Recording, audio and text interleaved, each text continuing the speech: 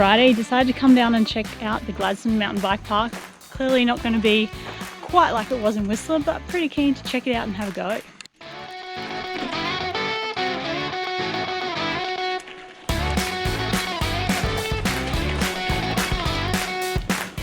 Next bit looks a little bit sketchy.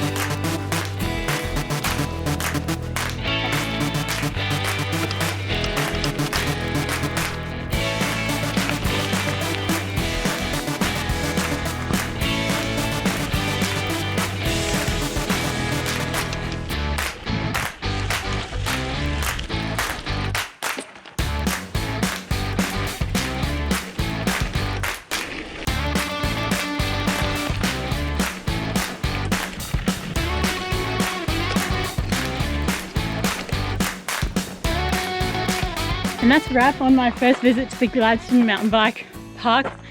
Pretty fun. Definitely some tracks a bit less sketchy than others, but I'm sure I'll work that out as I go.